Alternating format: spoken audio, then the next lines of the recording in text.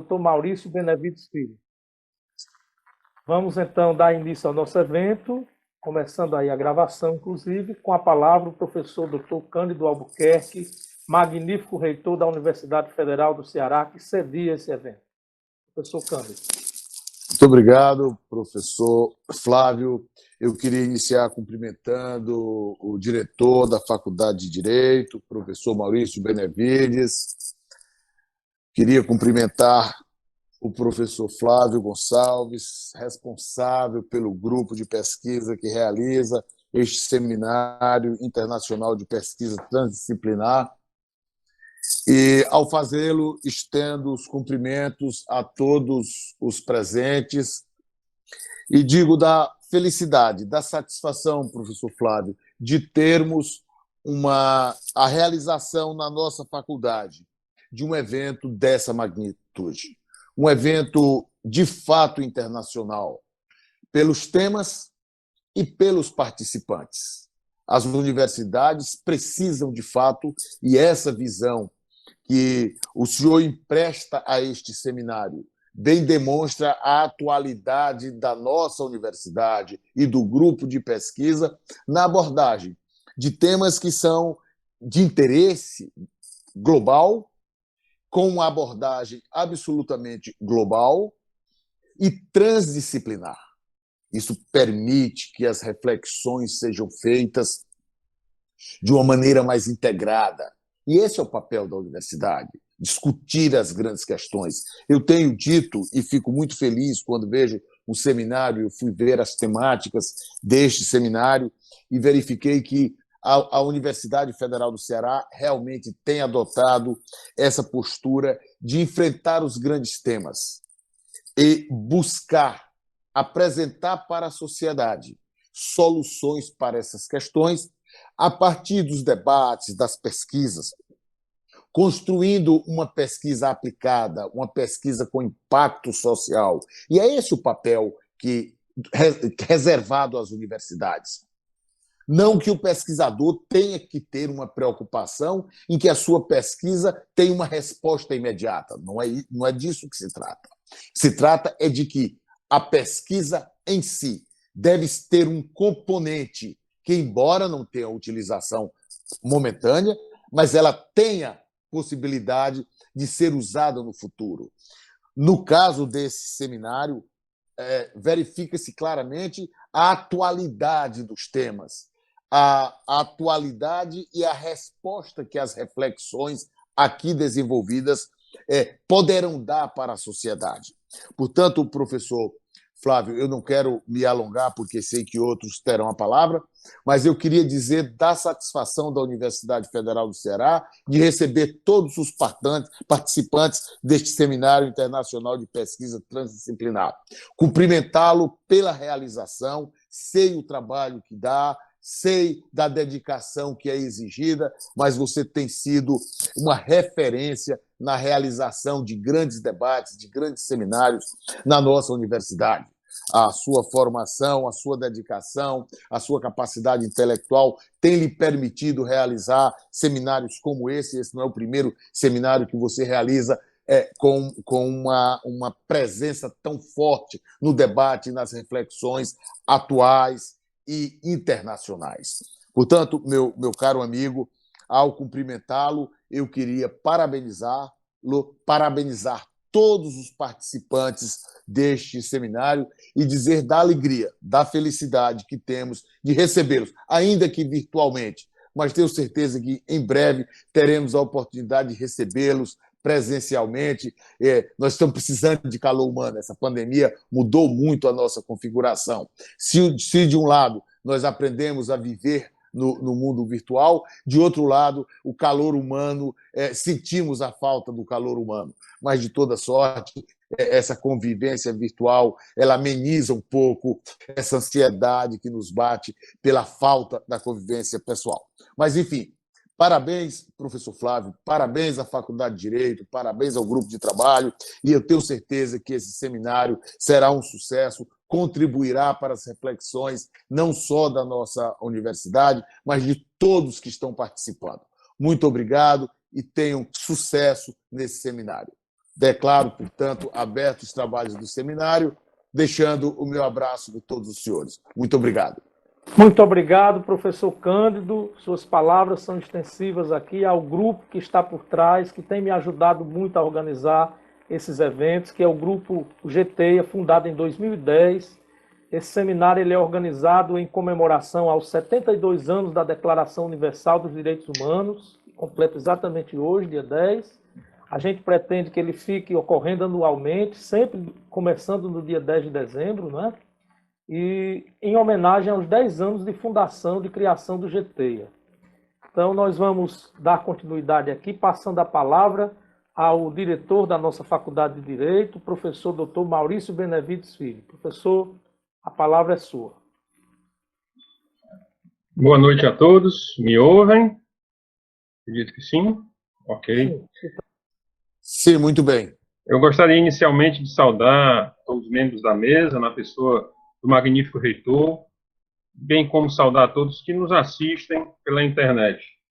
Parabenizar, na pessoa do professor Dr. Flávio Gonçalves, a todos que muito bem organizaram esse relevante evento. E agradecer também, deixar aqui o meu agradecimento expresso, a oportunidade de vir aqui participar, de conversar com vocês, de acompanhar esse evento. Mais um evento, mais uma atividade remota que nós desenvolvemos na Universidade Federal do Ceará. Atividade meio esse, que eu acredito que certamente ficará cada vez mais natural, como alguns falam, esse será o novo normal, né? Acho que nós precisamos nos acostumar com essas atividades remotas. Alguns dizem que, como o Harari, né, no mais recente artigo dele, ele disse que o século XXI começou com a pandemia, né, que foi a pandemia que nos empurrou para uma transformação digital.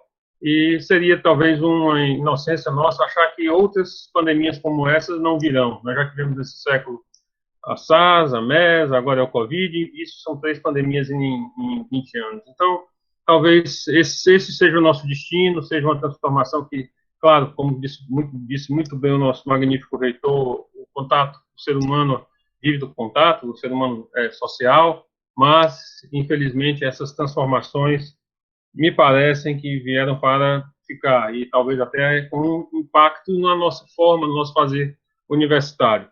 Não é? E, por fim, sendo breve, que eu sei que nós temos uma palestra em seguida, e é só uma saudação, minha palavra é só uma saudação, eu queria registrar aqui a minha alegria de ver na programação, ver que a programação do evento consagrou 2 momentos ao estudo da inteligência artificial.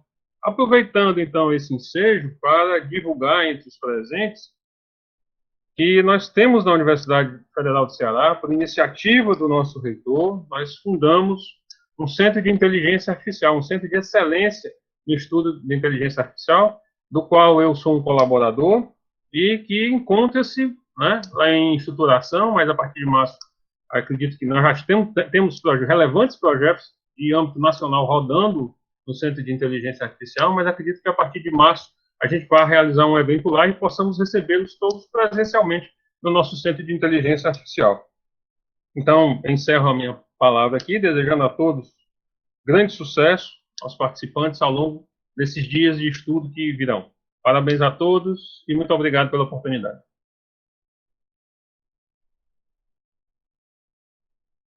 Flávio, seu microfone está desligado, amigo. Desculpa. Professor Maurício Benevides, professor Cândido Albuquerque, é uma grata satisfação contar com o apoio de vocês e com a presença de vocês nessa solenidade de abertura. Nós contamos também aqui, nos bastidores, nos ajudando bastante e também vai proferir palestra, presidir um painel, o professor Dr. Igor Paim, que é professor do Instituto Federal do Ceará, nosso parceiro, cofundador do GTEIA, né? Nós trabalhamos juntos desde 2010, né? Junto com uma equipe muito boa, que tem se renovado, mas as pessoas parecem que não querem sair do GTEIA. Elas acabam fazendo seu doutorado, seu mestrado, mas acabam ficando por aqui no desenvolvimento das pesquisas, porque é sempre muito boa a interação no grupo e é uma fonte muito grande de aprendizagem, de evolução do conhecimento. Então, o Igor, eu não sei se o Igor quer falar alguma coisa, se ele gostaria de participar da mesa também, falando algo. Igor Paim.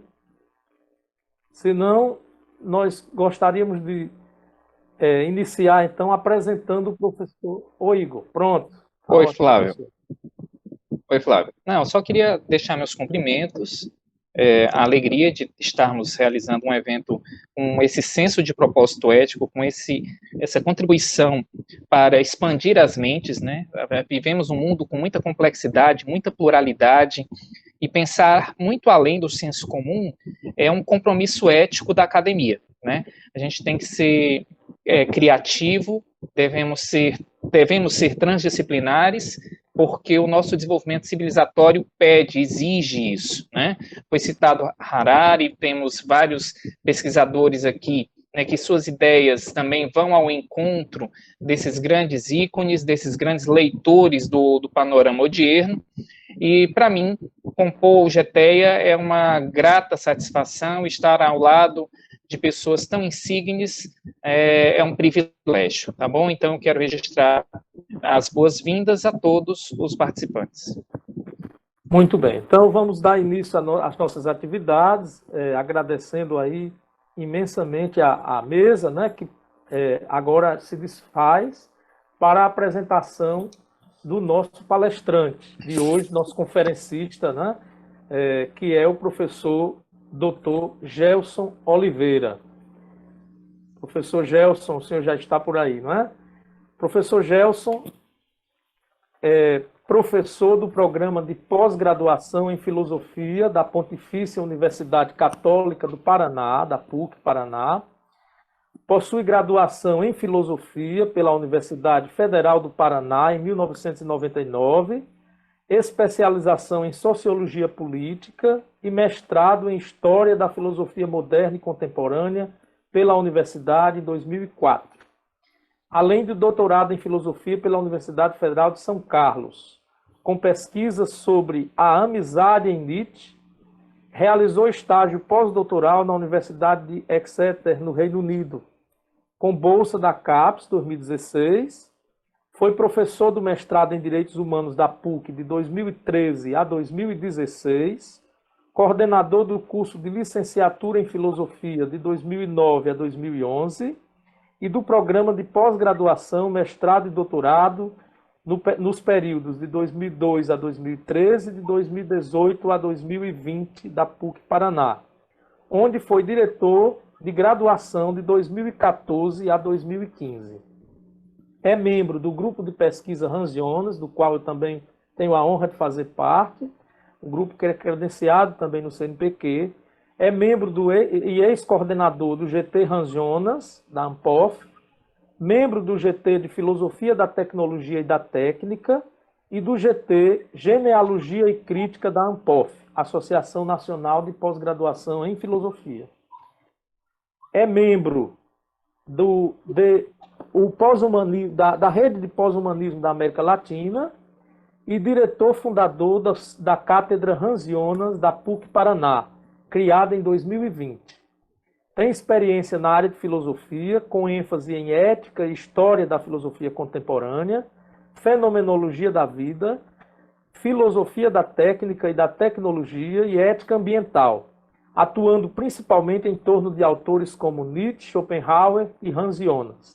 Atualmente é bolsista de produtividade da Fundação Araucária. O professor Dr. Gelson, lançou recentemente um livro, que eu vou pedir a ele que mostre aí a capa depois para vocês, junto com um grupo de grandes pesquisadores brasileiros, um livro chamado Filosofia da Tecnologia, um dos primeiros livros nessa área, né? E também lançou um livro que vai ser sorteado hoje aqui ao final do evento, um livro chamado Transhumanismo, que também reúne trabalhos de autores do Brasil e do exterior.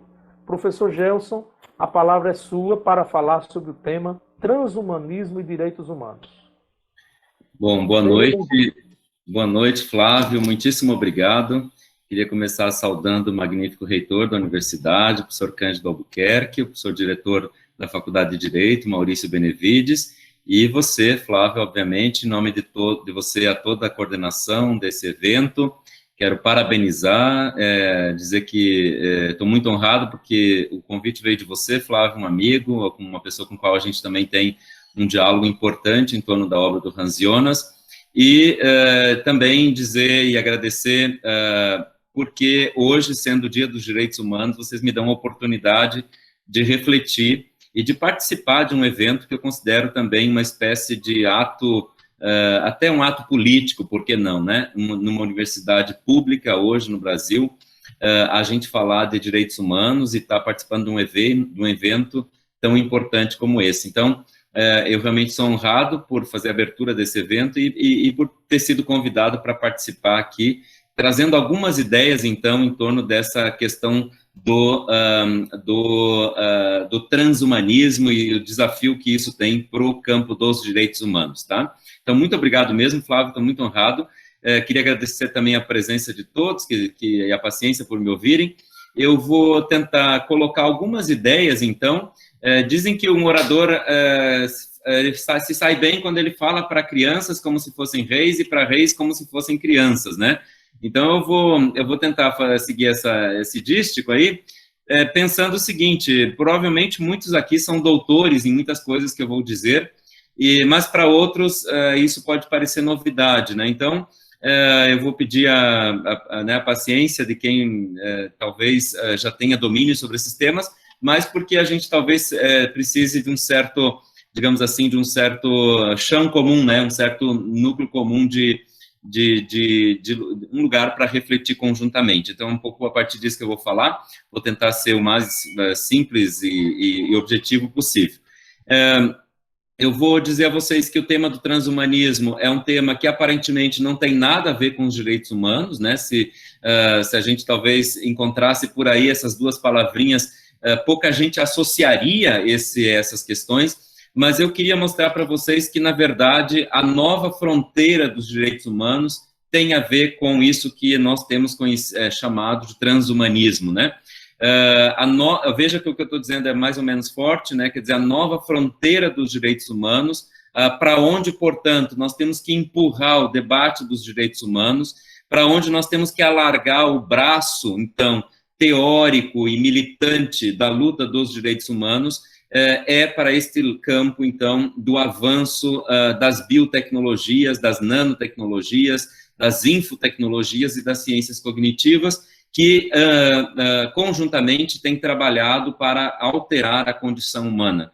Então, de alguma forma, aquilo que aparentemente é estranho, né, duas palavras assim aparentemente rapidamente não conectadas, elas se tornam absolutamente conectadas quando a gente pensa justamente nessa perspectiva de que estamos diante de uma, eu diria até, e aí eu já coloco um pouco a minha posição, diante de uma espécie de perigo ou de ameaça a tudo que nós construímos em termos de dignidade humana, que seria o fundamento dos direitos humanos, do meu ponto de vista. Então, eu vou tentar apresentar algumas ideias.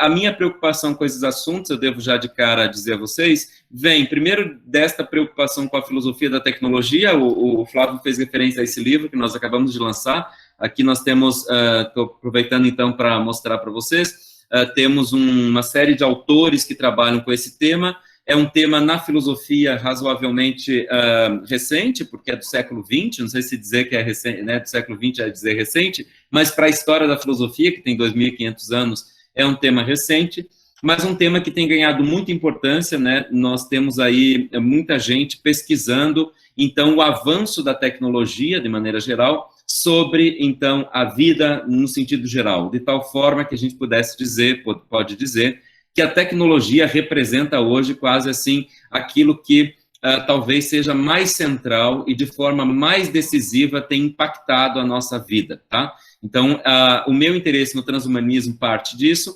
parte também das pesquisas ligadas ao Hans Jonas, esse autor que o Flávio já citou aqui. O Hans Jonas, um filósofo, então, do século XX, né, nasce em 1903 e morre em 1993, autor daquele que eu considero o livro de ética mais importante do século XX, que é o Princípio Responsabilidade, ensaio, vejam um subtítulo, Ensaio de uma Ética para a Civilização Tecnológica, né? Um livro lançado em 1979, que de forma visionária coloca ou já problematiza várias questões que são absolutamente candentes ainda nos nossos dias, né? Então, e a terceira questão é que, em função do meu pós-doutorado na Inglaterra, eu acabei me aproximando muito do debate sobre o transhumanismo, que é feito hoje, em nível internacional, com muito mais, talvez, com muito mais relevância, propriedade, intensidade, do que no Brasil. Então, até esse livro que nós vamos sortear hoje, né, que o Flávio se referiu, Transhumanismo, o que é, quem vamos ser, que eu organizei com o professor Wendel Lopes. Inclusive, eu destaco aqui um livro que tem textos do Peter Sloterdijk, que é muito conhecido hoje em dia, do Marcos Gabriel, um grande filósofo de referência internacional hoje, do professor Michael House-Kelly, que foi meu supervisor de pós-doutorado lá no Reino Unido, da Universidade de Liverpool, entre outros vários pesquisadores aqui brasileiros, mesmo da Argentina. Ou seja, é um livro que tenta colocar o pé, no caso brasileiro, um pé brasileiro, digamos, nesse debate, né? É um livro que reúne essas contribuições e faz parte dos primeiros estudos, digamos, no Brasil sobre esse movimento.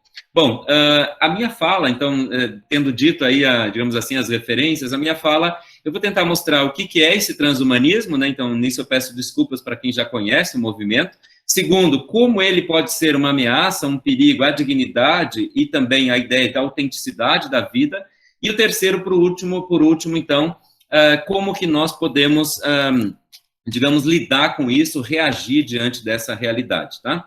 Então, vamos lembrar aqui que o transhumanismo, ele está muito, como eu já disse, ligado ao movimento do avanço da tecnologia, né? O primeiro relatório que sai nos Estados Unidos em 2002, que tenta tematizar essa questão, ele é publicado com certo entusiasmo. O relatório se chama, é de 2002, foi redigido em 2002, mas publicado em 2003, ele se chama A Convergência das Tecnologias Destinada ao Aumento da Performance Humana, : nanotecnologia, biotecnologia, tecnologias de informação e ciências cognitivas, trazendo a famosa sigla NBIC, né? NBIC, né? NBIC.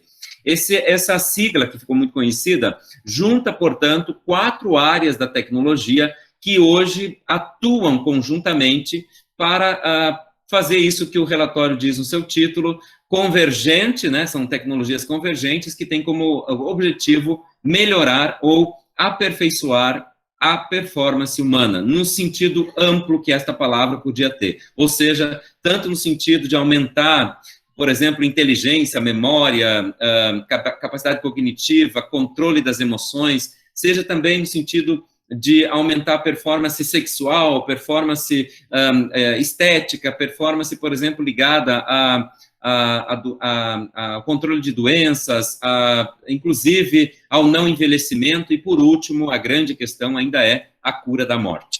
Então, de alguma forma, nós estamos aqui dizendo que 4 áreas do saber hoje, 4 áreas de ponta do conhecimento, têm atuado de forma a trabalharem conjuntamente para aumentar esta performance humana. Queria destacar, então, que são 4 nanotecnologias, que todo mundo sabe, a pequena tecnologia, a tecnologia das pequenas coisas, né? A biotecnologia, que é a ciência, então, ligada à biologia, aos estudos da vida, e nós todos já, mais ou menos, quando pensamos essas 2 palavrinhas, já nos vem à mente uma série de usos cotidianos dessas coisas. Então, por exemplo, no caso da nanotecnologia, eu não vou nem pensar aqui pequenos robôs, etc., eu vou ficar apenas com pequenas partículas, por exemplo, ligadas ao mundo da estética, né? Produtos estéticos hoje passam necessariamente por nanotecnologia, por pesquisas nanotecnológicas. A biotecnologia, transgênicos, células-tronco, nós podemos agora lembrar o CRISPR, né? A própria edição genética e outras técnicas, né? Além do CRISPR, aliás, que foi alvo do Prêmio Nobel de Medicina desse ano. As tecnologias de informação, que obviamente são muito importantes, eu devia ter colocado elas por começo, para acentuar o fato de que a biotecnologia, a nanotecnologia e mesmo as ciências cognitivas não são nada sem o avanço da cibernética, principalmente a partir dos anos 80, 90, né? Então, as tecnologias de informação que dependem dos computadores, mas que também, vamos dizer assim, digerem essas informações todas, né? Fazem, por exemplo, a gestão das informações que vem do campo da vida, só para a gente pensar, por exemplo, sem computador não teria mapa genético, não teria, né, não teria genoma humano, nada disso, e, portanto, sequer possibilidade de a gente pensar em editar geneticamente o ser humano.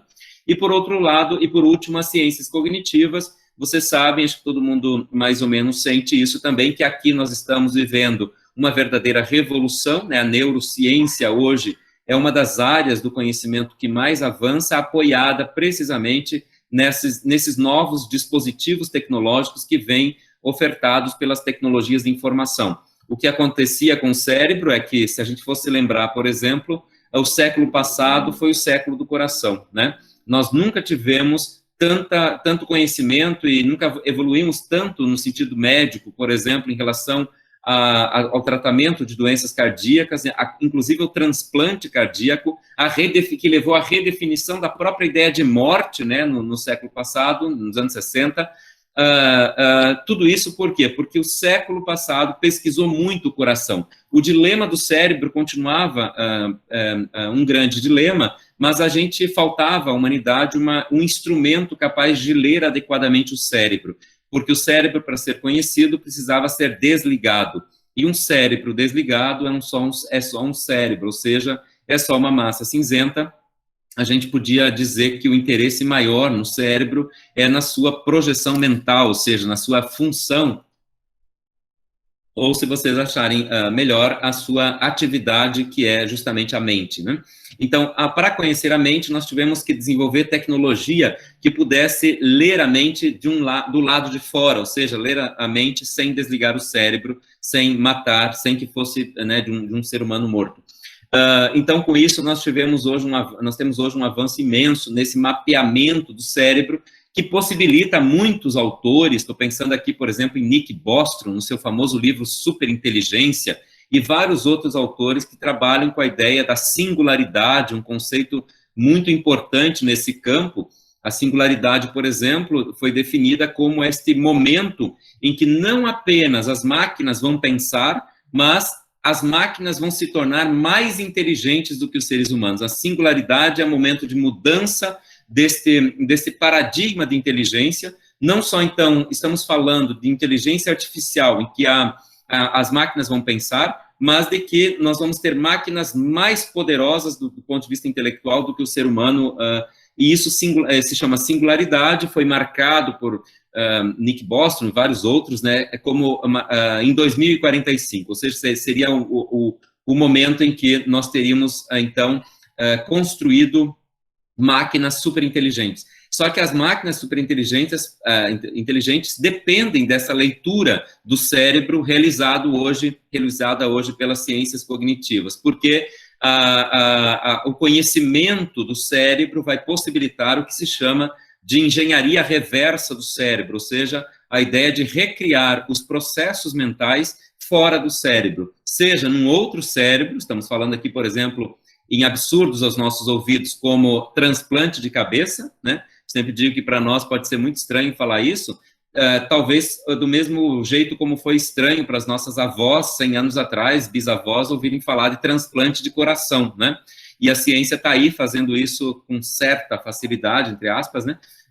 E então nós estamos aqui pensando uma coisa que pode se tornar realidade muito rapidamente, e se não, pelo menos a ideia de que uma máquina possa, de fato, reproduzir os processos mentais, né? E isso está, eu digo, não apenas mais no âmbito da ficção científica, mas já é a realidade em muitos laboratórios do mundo, inclusive com altíssimos investimentos de grandes personagens, né? Grandes membros, banqueiros, industriais, membros das grandes corporações que hoje investem muito dinheiro nestas pesquisas. Eu recentemente publiquei um artigo num dossiê sobre filosofia da tecnologia, organizado pelo professor Ivan Domingues, da UFMG, foi publicado na revista Unicinos, da filosofia da Unicinos, né, em que eu lembrei um depoimento de um grande teorista da mídia, um personagem muito famoso que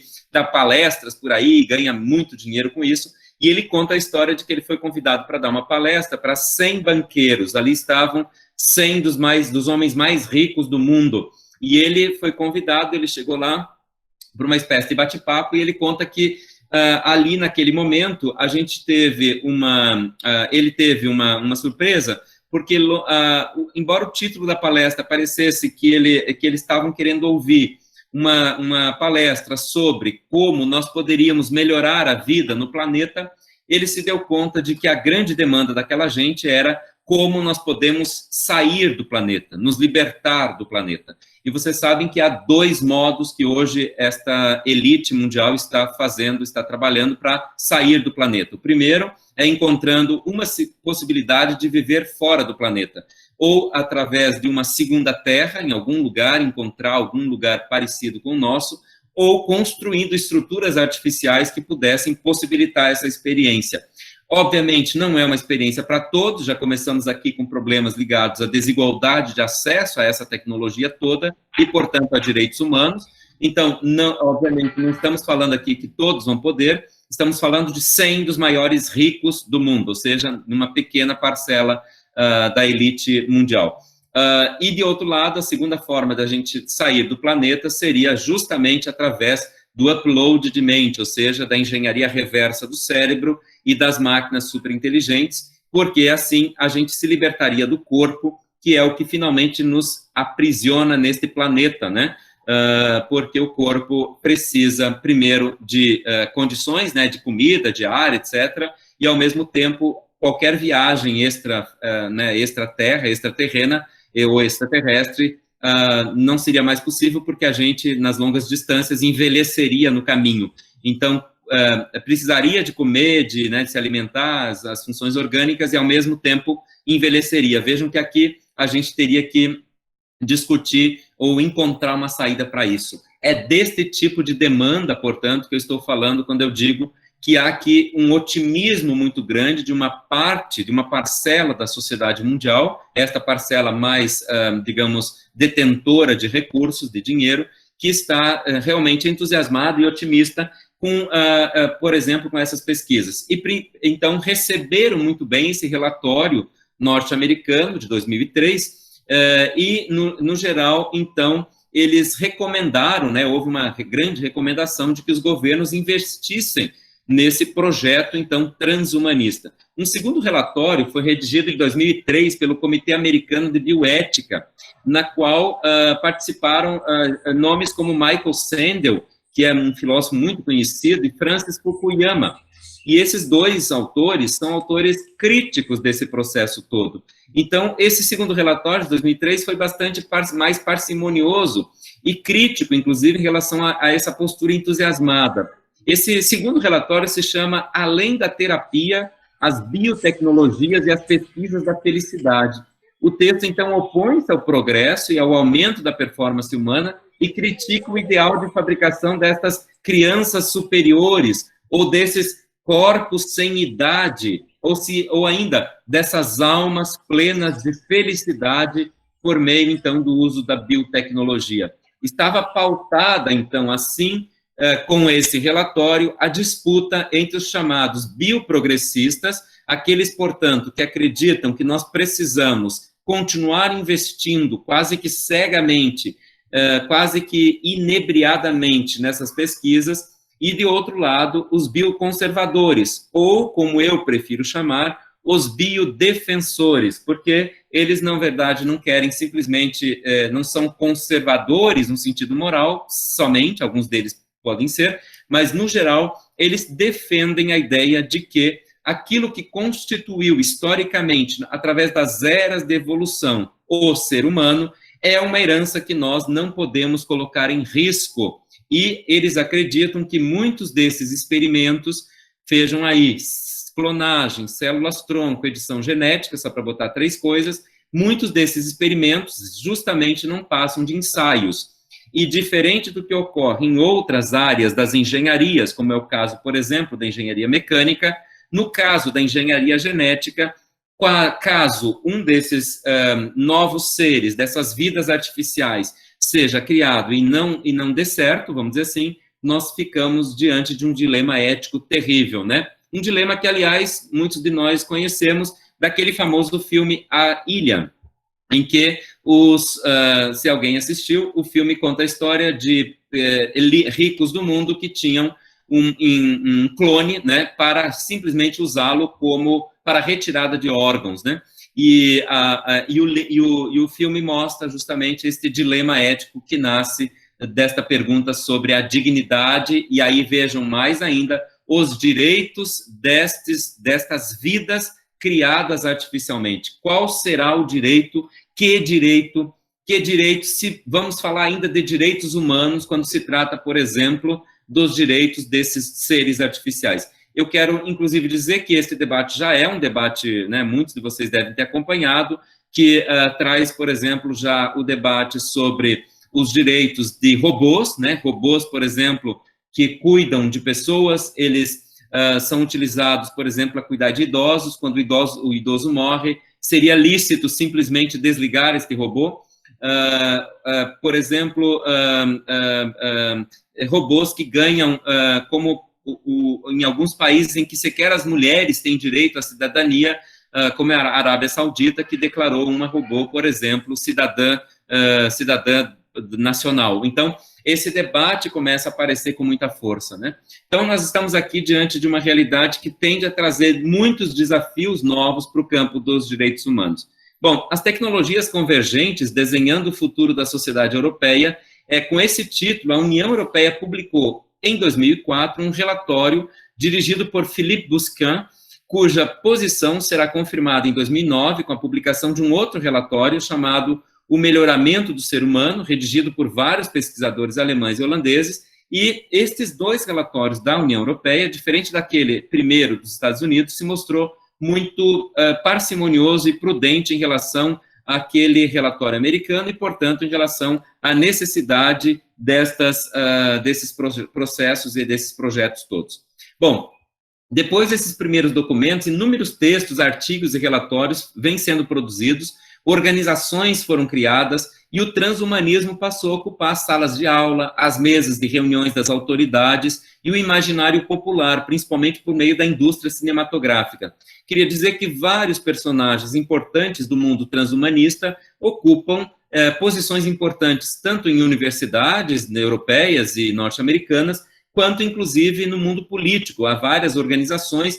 Se vocês lembram, na eleição passada, não nessa, na outra, nos Estados Unidos, havia um candidato transhumanista. Então, já existe um partido transhumanista nos Estados Unidos, em vários lugares da Europa também. Então, eles ocupam hoje realmente posições de defesa dessas ideias. Tudo isso vem apoiado em uma impressionante história de êxitos, que se somam em velocidade desde, pelo menos, o sequenciamento do genoma humano, realizado em 2000, que abriu definitivamente as portas à biotecnologia, principalmente no que diz respeito às biocirurgias de edição genética, que tornaram possível aquela desejada correção das pretensas lacunas dos organismos humanos.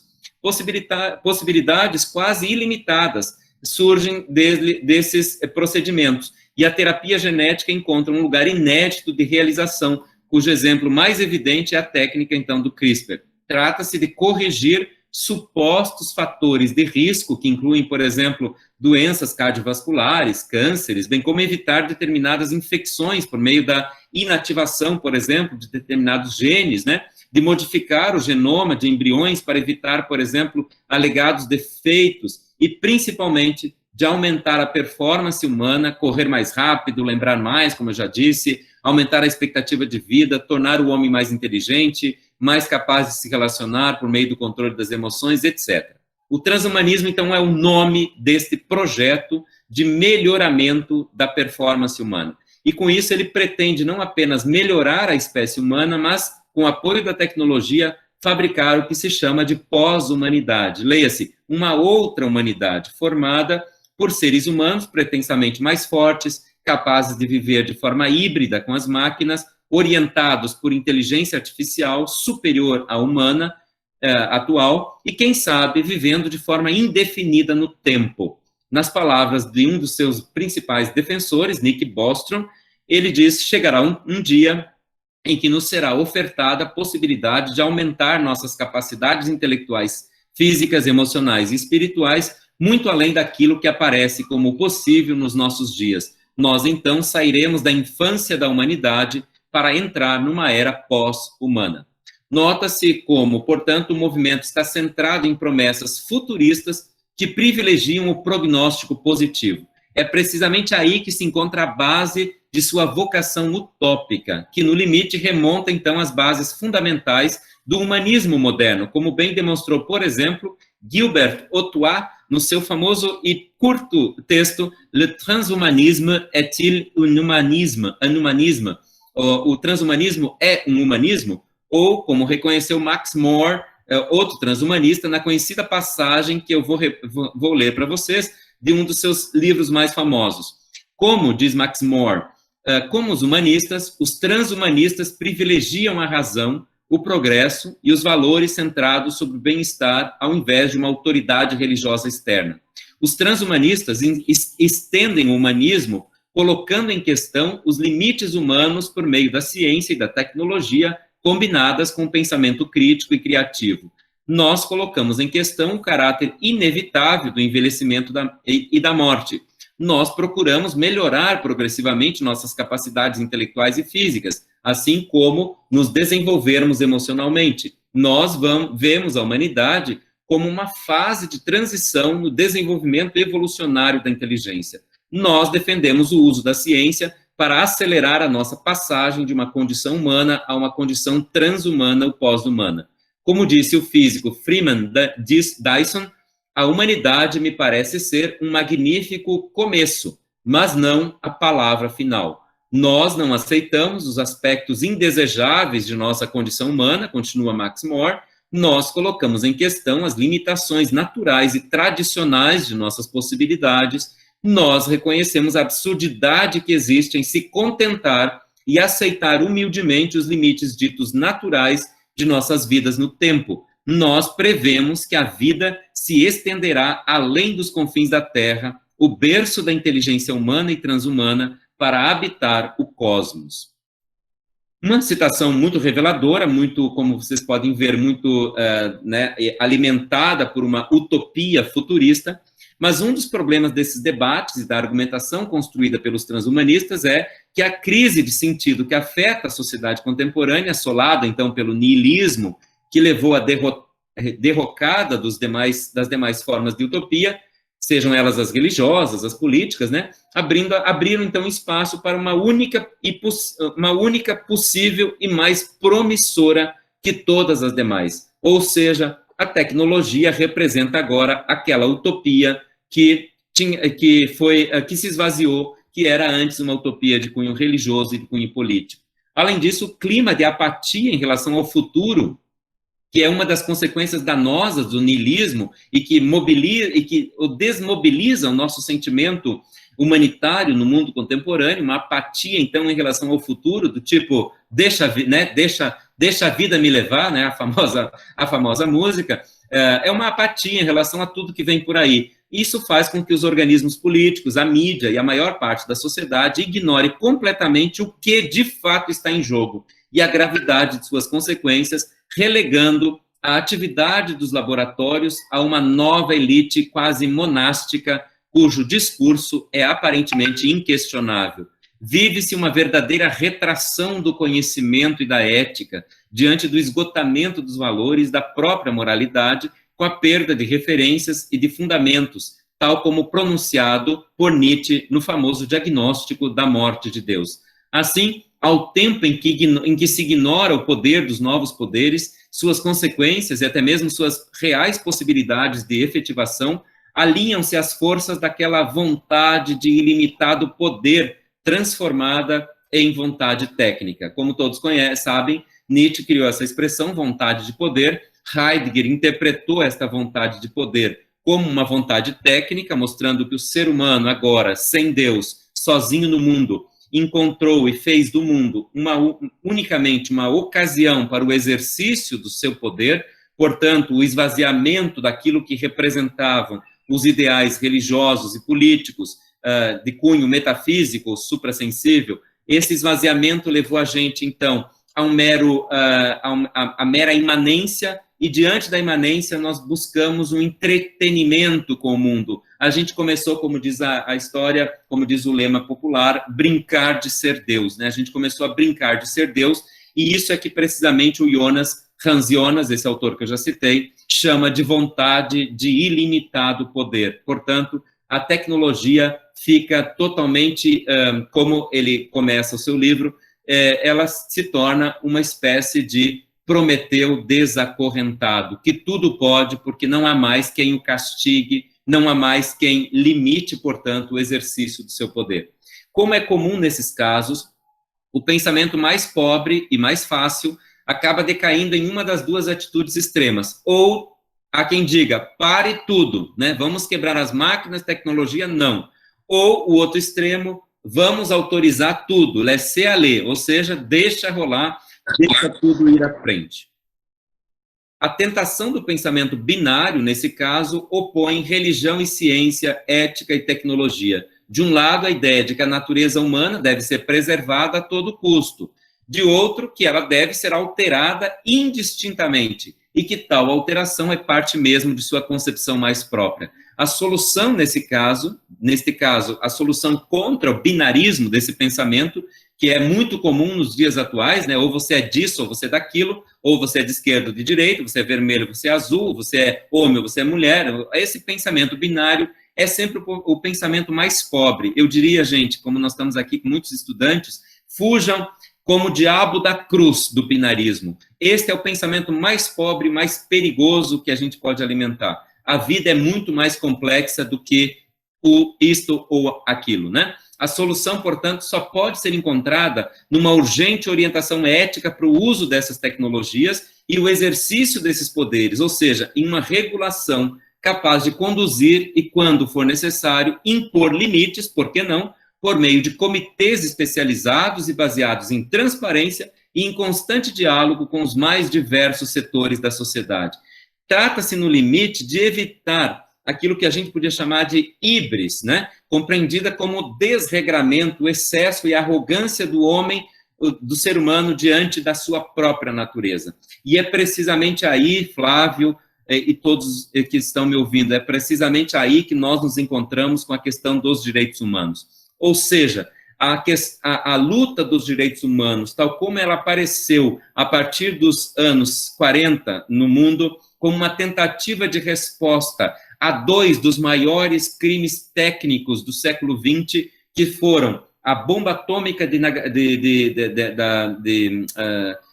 Hiroshima e Nagasaki e os experimentos com seres humanos nos campos de concentração. Quem cometeu esses dois maiores crimes do século XX foi a técnica, foi a tecnologia. Foi com apoio, portanto, nesse mesmo tipo de entusiasmo, nesse mesmo tipo de vontade cega, inebriada de poder, que nós produzimos a bomba atômica e que produzimos os horrores tanto do campo de concentração como um experimento técnico, quanto com o uso da tecnologia ou da medicina lá nos campos de concentração, nos experimentos com seres humanos. Esses que foram os maiores crimes, como eu disse, eu insisto, técnicos do século XX, eles foram também aqueles que deram origem a uma luta internacional em favor dos direitos humanos. E a pergunta que resta nos fazer agora é, será que esse novo entusiasmo em torno do transhumanismo e de todas essas atividades tecnológicas que pretendem, portanto, anunciam, que fazem promessas, né? Promessas de cunho utópico, apocalíptico, por que não, né? Essas promessas todas, será que também não vão nos levar precisamente para um lugar tão obscuro quanto foram as câmaras de gás? Será que não estamos diante de novas tendências de, por exemplo, eugenia, como foram aquelas que alimentaram, por exemplo, o nacionalsocialismo alemão? Não estaríamos diante, por exemplo, de questões ligadas ao aumento da desigualdade social? Não estaria em risco aqui justamente a construção, Flávio, de um mundo comum, de um mundo orientado politicamente para o bem comum? O filósofo francês Bruno Latour, no último livro que ele publicou no Brasil, chamado Onde Aterrar, justamente profere essa questão ao perguntar sobre, ou ao analisar o fato de que a elite do mundo, ou quando a elite do mundo deixa de lado a ideia ou o projeto, mesmo que utópico, de construção de um mundo comum, de um mundo, portanto, para todos, em que todos sejam incluídos. Portanto, aquela palestra do meu conhecido lá, teorista da mídia, este senhor, o que ele conta, confirma a ideia de que parte da humanidade agora não está mais empenhada na construção de um mundo comum. Então, significa que morreu a política. Nós estaríamos agora diante da pós-política. A pós-política é precisamente o tempo em que a humanidade abre mão deste sonho que alimentou a todos nós ao longo das eras, com idas e vindas, muitos percalços, é certo, mas também que alimentou a gente na construção deste mundo comum. Precisamente a ideia mais central do mundo da política, que é a ideia de construir um mundo para todos.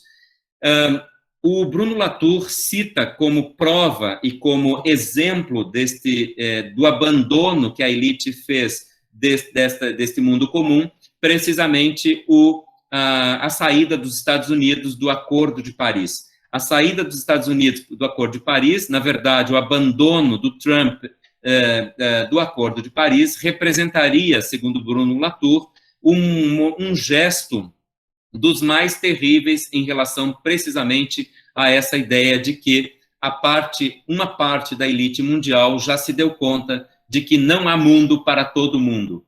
Não há mundo para todo mundo. Significa uma parte já não quer mais construir o bem comum, já não se empenha, portanto, nos ideais que orientaram a luta da sociedade ocidental ao longo dos últimos anos, pelo menos depois da Segunda Guerra Mundial. Ou seja, o que está em risco agora não é só qual é o homem, qual é a mulher, qual é o ser humano que vai nascer dessas biotecnologias, mas o que está em risco é qual é a humanidade, qual é o mundo político, qual é, se vocês quiserem, a civilização que vai nascer quando estes avanços todos vierem de fato à tona. Em outras palavras, o que a gente com o que nós estamos nos afrontando é precisamente com uma situação absolutamente grave, em que a construção mesmo de um ideal comum de mundo perde o sentido, e em nome dela nós estamos recriando ou refundando eugenias, desigualdades e violações de direitos humanos, num tempo, aliás, Flávio, em que a pandemia nos assola, e eu não posso deixar de dizer aqui que a pandemia, acho que todos temos esse sentimento, aflorou e deixou evidente o quanto ainda existem desigualdades, o quanto ainda a luta dos direitos humanos no mundo é viável, urgente e necessária. Nunca, talvez na nossa história, nós tivemos tanta clareza, por exemplo, de quanta gente no Brasil precisa de uma ajuda do Estado. As filas nas frentes das caixas econômicas federais são prova do quanto ainda existe pessoas que sequer têm dinheiro para comprar comida, e quanto ainda estas pessoas esperam uma ajuda do governo, do Estado, precisam de oportunidade, e esta ajuda não é apenas, obviamente, os R$600 ou 300, ou a Bolsa Família, o que seja, são ajudas que têm a ver com a possibilidade dessas pessoas se desenvolverem plenamente como indivíduos humanos, o que inclui direito ao trabalho, direito à educação, direito à saúde, né? As mortes da Covid, as mortes fabricadas por esse vírus, no geral, mataram muito mais pobres e negros no Brasil do que ricos e brancos. E isso não é à toa, é porque pobres e negros no Brasil, historicamente, estão alijados das políticas públicas de benesses ligadas, por exemplo, à saúde. Todos nós sabemos que a falta de leito de hospital não é de hoje, não foi a pandemia que trouxe este problema para o Brasil. Nós estamos há muito tempo vivendo esta situação. No que tange ao direito à educação, eu acabo de publicar um texto num relatório de direitos humanos da Rede de Justiça e Direitos Humanos de São Paulo, o Flávio teve acesso, em que eu justamente tematizei o problema da inclusão digital. Nós também, durante essa pandemia, e nós que estamos em ambientes universitários sabemos muito bem disso, sabemos como nós também estamos, a nosso direito à educação, o direito à educação digital, o direito mesmo à tecnologia no sentido geral, ainda é nos negado, seja porque muitos de nós não temos sequer um Wi-Fi adequado para a gente acessar, nem às vezes um dispositivo, um celular, um computador adequado para a gente acessar as informações, por exemplo, dos processos educativos que aconteceram de forma online. Outros, então, o primeiro caso da violação é porque as pessoas não têm acesso a isso, né? O segundo caso é porque, mesmo tendo acesso, elas são analfabetas, né? Há muito analfabetismo digital ainda no Brasil. Isso talvez explique a grande onda de fake news, a grande onda de mentiras e de confusões que são criadas e que têm consequências terríveis no cenário nacional, no cenário internacional, como parte de um desgaste, de uma confusão generalizada trazida por aqueles que querem espalhar essas más notícias, mas também, Flávio, por uma crise que afeta a humanidade inteira, que tem a ver com a crise da própria ciência. E com isso eu vou terminando. Eu acho que a gente precisa avaliar muito seriamente isso. Nós saímos de uma situação em que a ciência, portanto, em que a educação, em que a universidade, em que os lugares de produção do conhecimento ficaram em xeque, foram levados à bancarrota no que tange à credibilidade, precisamente porque nós fomos associados, os cientistas no geral, a uma espécie de cartel da má notícia, né? De cartel da complexidade, muito difícil compreender o que essa gente fala, muito difícil aceitar o que essa gente fala. Eu tenho pensado muito sobre o início dos primeiros relatórios do aquecimento global, em 2007, porque até então, vocês lembram que o problema do aquecimento global era um problema dos ambientalistas, né, desse pessoal aí, né, que gosta de verde, né, anda pelado nas praias, esse pessoal excêntrico, né. Aí, em 2007, não, peraí, isso aí parece que é sério. Cientistas começaram a publicar os relatórios, os resultados de suas pesquisas. E isso fez com que o cientista fosse muito mal visto, porque as notícias que chegavam do âmbito da ciência não eram nada animadoras em relação àquilo que nós deveríamos fazer diante desta realidade. E desde então, o aquecimento global virou notícia internacional, todos nós temos dados terríveis sobre o que vai acontecer e mais ainda sobre o que vem acontecendo, né? Sobre o dano já causado, danos, inclusive, às vezes, irrecuperáveis, no que tange, por exemplo, a extinção da vida no planeta, tudo isso. Isso vem fazendo com que, então, o cientista também seja associado a esse cartel, como eu disse, da má notícia, aquele que vem, então, trazer incômodo.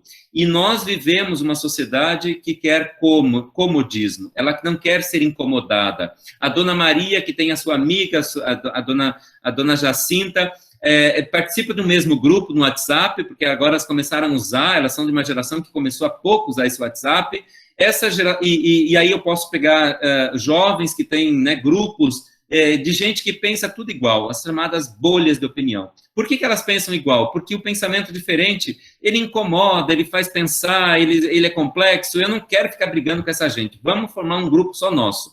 Este grupo só nosso se tornou o grande perigo e a grande contribuição para a onda de mentira e de fake news que se espalha como chama na pólvora na realidade brasileira e mundial. A busca pelo conforto, por notícias, portanto, que tragam um pouco de paz neste mundo caótico, representado, lembrem, pela ciência, faz com que eu agora acredite muito mais na dona Jacinta, que é minha vizinha, gente boa. No meu grupo só tem gente boa, eu não coloco ninguém de mau caráter no meu grupo, portanto, eu acredito em tudo que a dona Jacinta fala, porque o que ela fala, ela é muito gente boa, gente. Eu não imagina, a dona Jacinta nunca vai me mandar uma notícia ruim. E como ela sabe que eu gosto dessas coisas, essas coisas boas, eu só gosto dela, aliás, porque ela só me manda boas notícias. Ela é uma pessoa muito... E ela me manda explicações fáceis dessas coisas que na televisão, sabe? William Bonner e a mulher dele ficam só dando notícias ruins. Eu não entendo muito aquilo. Agora, os memes que a dona Jacinta me manda, eu entendo facilmente. O que acontece? eu crio aqui uma resistência terrível contra justamente o pensamento crítico tão importante nos dias de hoje. Flávio, para terminar, eu acho que a luta dos direitos humanos só tem um caminho.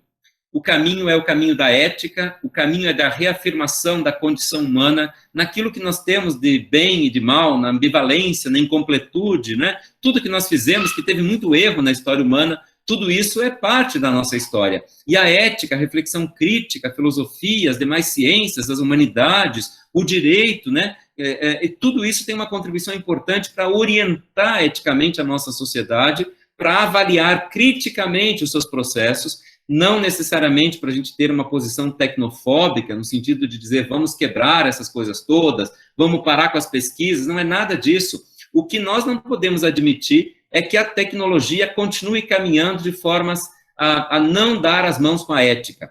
A tecnologia precisa da sua irmã gêmea. A irmã gêmea da técnica é a ética. A ética é um poder sobre o poder da técnica. Sem isso é que ela se torna perigosa. Então, cabe a todos nós lutarmos cada vez mais para que a ética caminhe de mãos dadas com a técnica e que a técnica não feche os olhos para a ética. E como é Dia dos Direitos Humanos, Flávio, eu queria terminar dizendo que eu acho que nós temos que também cada vez mais cada vez mais entrar nesse debate. A gente está no momento agora em que o mundo pós-pandêmico começa a ser está já sendo desenhado. E vocês sabem que as famosas agências de desenho, chamadas GAFA, né, a Google, Amazon, Facebook e qual é a outra? Instagram, eu acho, ou enfim, Apple, né? GAFA é uma sigla para essas, né? Então, Google, Amazon, Facebook e Apple simbolizam, né, aqueles que agora têm a caneta na mão e estão desenhando o nosso futuro. Nós não podemos deixar passar a oportunidade que esta pandemia nos deu. Nós temos que fazer deste limão uma limonada. A pandemia nos deixou claro muitos desafios no campo, principalmente dos direitos humanos, e nós agora precisamos entrar nesta disputa de narrativas. Cabe a nós todos sairmos do nosso comodismo e entrarmos na disputa pelo futuro. Ou seja, que futuro nós queremos? E como incluir nestes avanços tecnológicos os interesses das comunidades mais vulneráveis, os interesses do meio ambiente. Nós temos que salvar as girafas, que estão na lista de extinção, né? Nós temos que construir, portanto, um lugar de luta social que consiga dar conta desses grandes dilemas. E, para isso, eu queria terminar dizendo, Platão nos dá uma grande lição, o velho Platão. O velho Platão tinha escrito na entrada da sua academia que lá só deviam entrar quem soubesse geometria, porque o Platão achava que a matemática podia ajudar a gente a pensar abstratamente, então podia ajudar a filosofia. Eu queria, Flávio, dizer que a gente quase deveria escrever na porta das nossas salas de aula, das nossas universidades, o seguinte lema: só entra aqui quem tiver uma causa. Só entra aqui quem puder ter uma causa. Esta causa significa que esta... Que acordo, viu? Que acordo. Que esta pessoa foi capaz, Flávio, de sair do seu isolamento, do seu individualismo e olhar para o outro. Qualquer causa, a causa dos pássaros, a causa do jardim da frente da tua casa, a causa, sabe, do vegetarianismo, do feminismo, sabe, uma causa, a gente precisa ter uma causa, porque isso faz com que a gente possa superar esse individualismo e, com isso, entrar nessa disputa de futuro. A causa, gente, é dizer para a sociedade que a gente acha que a sociedade do futuro precisa proteger os animais, que a sociedade do futuro precisa proteger as girafas, que a sociedade do futuro precisa respeitar mais os negros, que a sociedade do futuro precisa respeitar mais as mulheres, os gays, e assim por diante. Todas as causas são, na verdade, declarações que a gente pode fazer para a sociedade sobre aquilo que a gente acredita que é o melhor para esta sociedade. Então, eu queria terminar, o meu tempo já se esgotou, dizendo, eu acho que a gente precisa assumir que temos muitos estudantes, acredito muito nos jovens, professores que são formadores de opinião, construir este futuro baseado nas causas que a gente acredita. Precisamos assumir estas causas com muita clareza, evidência e contar, divulgar, difundir cada vez mais essas lutas. Flávio, muito obrigado. Eu queria mais uma vez parabenizar a universidade por esse grande evento, desejar sorte para vocês daqui em diante. Professor Dr. Gelson Oliveira, queremos dizer nós da nossa satisfação em recebê-lo aqui e ouvir uma conferência de tão alto nível. Já era esperado, porque quem conhece o Gelson, lê as suas obras e acompanha, inclusive, o seu canal no YouTube, pode perceber o quanto o Gelson é uma pessoa absolutamente comprometida com a causa, inclusive com a causa da educação filosófica, com a causa da defesa do meio ambiente. Não é à toa que o nosso grupo, né, Gelson, lá da ANPOF, já tantas vezes se manifestou contra a destruição da natureza, lançamos manifestos e, enfim, a gente faz o que é possível dentro das nossas possibilidades, né? Quero dizer que é uma honra para essa universidade, para o nosso grupo de pesquisa, receber uma conferência de tão alto nível, que ficará gravada nos anais da universidade.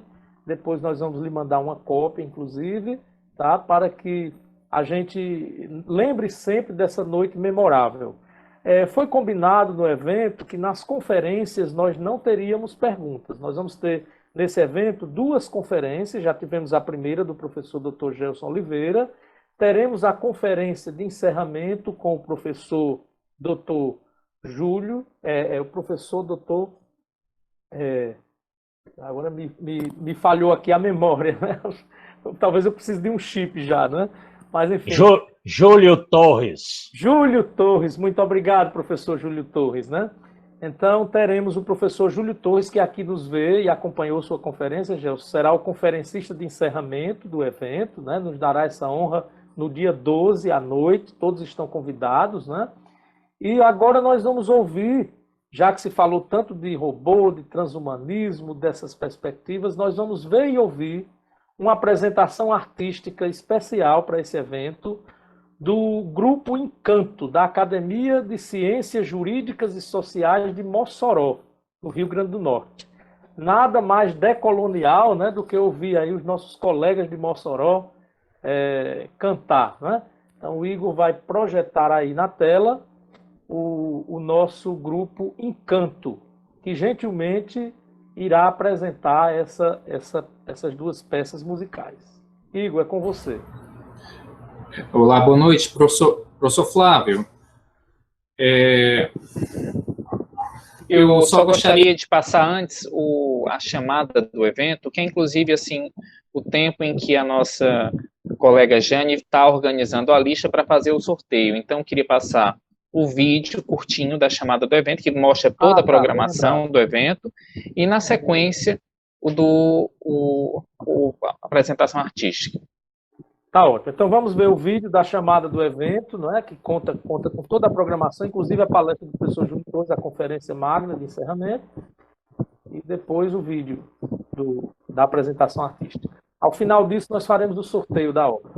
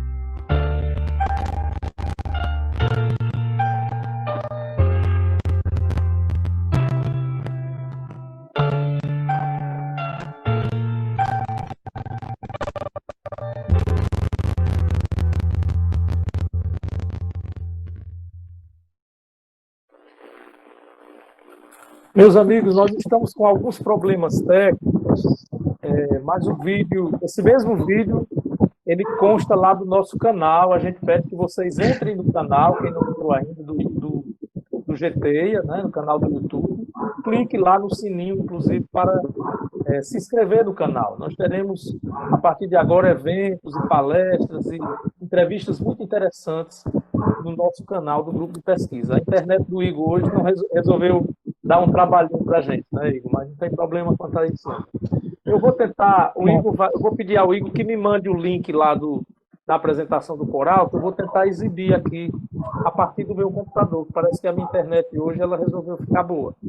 Então... Pronto, professor Flávio, eu coloquei aqui o link para você conseguir pegar ele e compartilhar a tela, tá bom? Tá, eu queria, por Tá no gentileza, chat. você pode mandar por e-mail, porque eu estou no outro computador, não estou no WhatsApp. Por e-mail, né? Tá bom. Por e-mail, professorflavio@ufc.br. E aí eu tento abrir aqui. Ah, já vi aqui que tem apresentação artística. Pronto, aqui parece que vai dar certo. Aí quando o senhor for compartilhar, tem a última opção, tá? Se eu der uma olhadinha, que a última opção tem assim, apresentar agora. Quando clicar apresentar agora, aí tem lá embaixo uma guia, ideal para vídeos e animação. Essa aqui que o senhor tem que escolher, tá certo? Tá, deixa eu ver. Aí o senhor Então, seleciona a aba que está... Apresentar agora. Aí tem ideal para vídeo e apresentação, a terceira opção. Ah, tá aqui, uma guia. Pronto, ideal para vídeo e apresentação. Aí pronto, aí você escolhe agora a guia do YouTube, que está o vídeo. Pronto, lá apresentação está aqui. Vamos ver se está certo.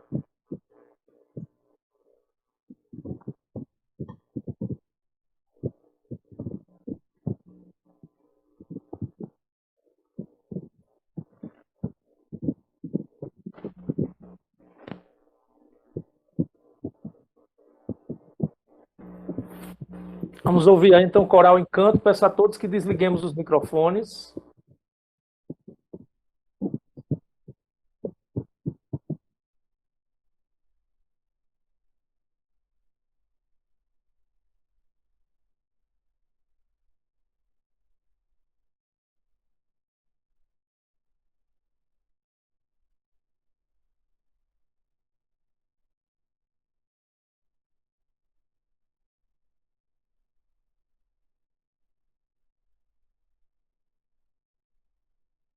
É a maldita técnica, pessoal. A tecnologia, às vezes, quando resolve.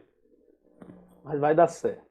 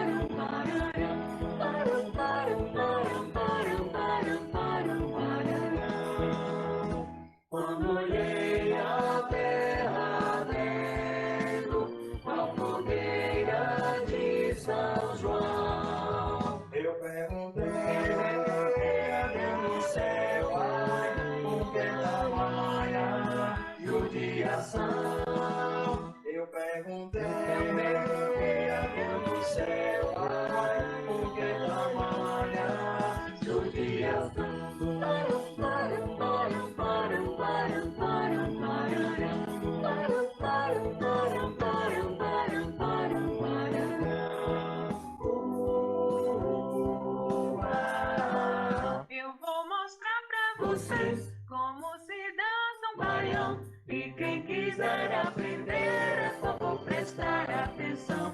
Morena, chegue pra cá, vem junto ao meu coração. Agora é só me seguir, pois eu vou dançar o baião. Baião, baião, baião, baião, baião, baião, baião, baião.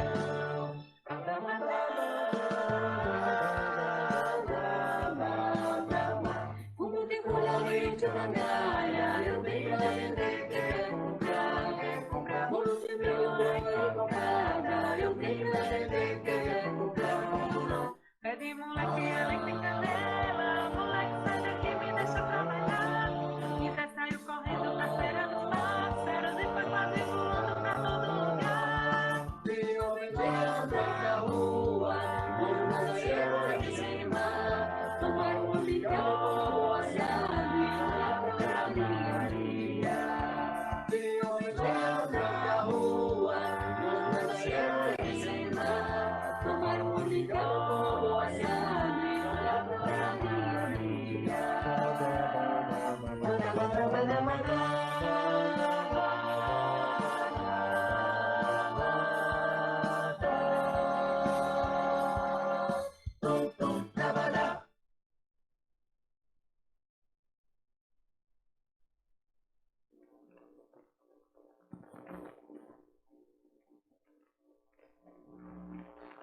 Muito bem, então a gente faz referência aí aos membros do Grupo Encanto, aos quais a gente agradece a gentileza de preparar esse vídeo e mandar para que ele fosse exibido aqui.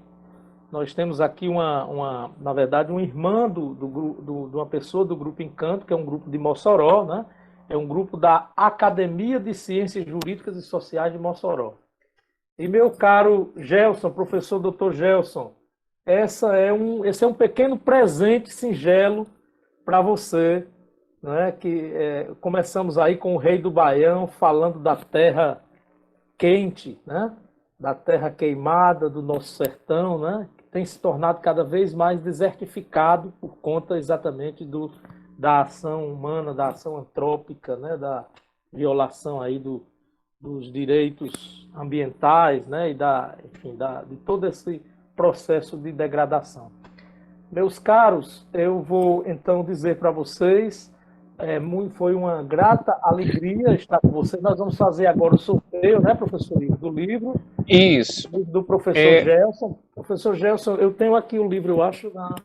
Professor Flávio, quer tirar o compartilhamento de tela? Esse livro é o que vai ser sorteado, né, para vocês. É o livro Isso, Transhumanismo.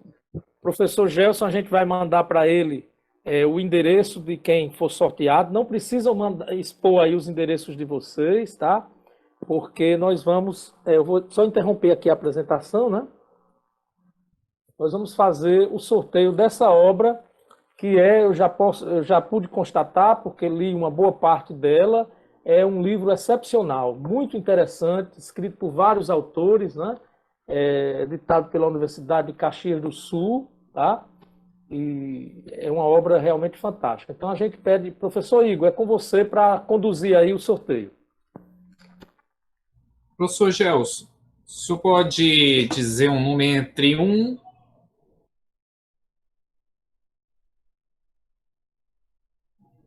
E não ficou claro. Entre 1 e? Entre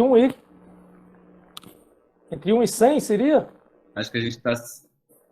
80 e... Você está sem microfone, Igor. Está sem som, sem áudio. Entre 1 e 83. Eu vou dizer 66, então. 66. Quem foi o contemplado, professor Igor, com essa obra magnífica que a gente recomenda que vocês adquiram? Emanuela Brito. Emanuela Brito. Está presente, Emanuela Brito? Se não tiver, o professor Gelson vai ter que dizer outro número. Ela está presente? Está presente, Emanuela Brito? Se manifeste aí no bate-papo, no chat. Número 66. 66. Está presente, Emanuela Brito? Emanuela, deixa eu ver aqui na lista de presentes. Bom, será que ela... Ela pode ter saído, se saiu, perdeu, né? A regra aqui é essa, né? Professor Gelson, o senhor, por gentileza, poderia dizer um outro número? Eu vou dizer Agora, o 25. 25, professor Igor. Vamos ver aí quem é que... Elga Barreto Tavares. Elga Barreto é minha aluna do mestrado. Estou aqui. Olha aí. Pronto, Elga. Você ganhou, acabou de ganhar essa obra magnífica, viu? E vai ser muito útil para agora suas pesquisas. Depois, você pode passar o seu endereço para o e-mail do GTEA, tá bom? Isso. Você manda o seu endereço para GTEA 2010, Elga. Elga de quê? Elga Barreto Tavares. Barreto Tavares. Pronto, você passa seu e-mail para o gteia2010@gmail.com, seu endereço, com o CEP, que aí nós vamos mandar para o professor Gelson, que gentilmente doou um exemplar para ser sorteado aqui. Então, o Gelson nos deu aqui não só uma noite de muitos conhecimentos, de muita alegria. Volte sempre, Gelson. A UFC está de portas abertas para recebê-lo, né? O nosso GTEA também.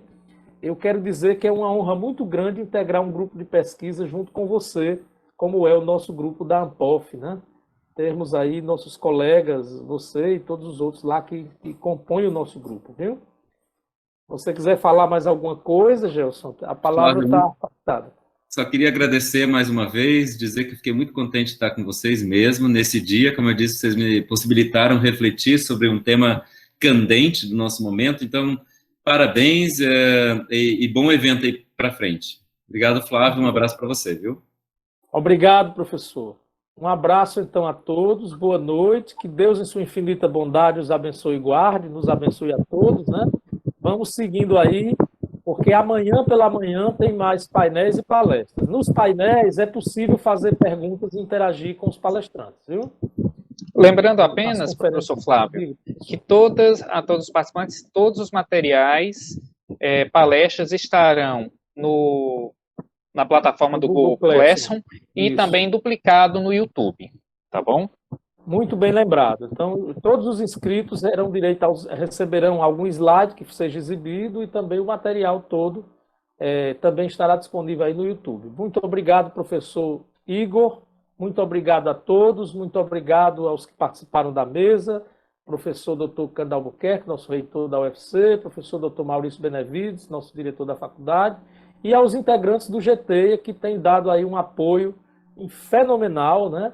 Um apoio logístico para que a gente tenha como realizar esse evento, um evento dessa envergadura. Amanhã continuamos, então, a partir da manhã, né, até a noite, com painéis e palestras, enfim, vários temas aí. A programação está disponível e será enviada para os inscritos. Boa noite a todos e a todas.